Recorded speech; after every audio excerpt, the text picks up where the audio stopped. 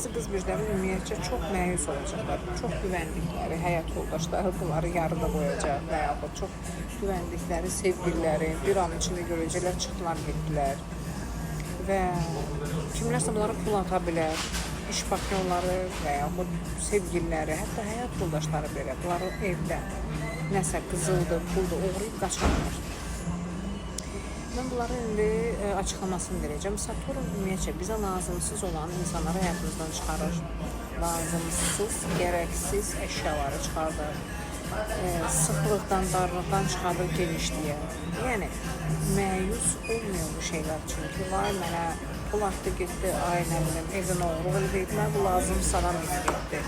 O da öz iç yüzünü göstərib getdi. Bu idi. Bu insan bu idi. Öz iç yüzünü göstərdi və getdi. Və bu da normal haldır. Saturn ümumiyyətcə sizə bu 3 il ərzində sizə yaxşılıq hissən ayırmağı, yəni bax, yox, bu kimlə əslində, nədirsə, kimlə yaşayırsan, nə ilə yaşayırsan, nə şəkildə yaşayırsan anlamında. Və Saturn hər birimizə, hər bir bürcə öz naqradasını, öz mükafatını verib gedəcək. 2028-ci il, aprelin 18-i. Qız bürclərində belə olacaq. Bəzi qız bürcləri ümumiyyətcə ev, mal, mülkü satacaq, böləcək, bölüm edəcək. Məsələn, 5 otaqlı bölürəm, bunu bacı ilə, bunun qardaşla, və yaxud atab, ana burada qalır, mən burada qalıram, və yaxud elə qız bürcləri olacaq ki, onlar nasibiyyə alacaq. Bunlara,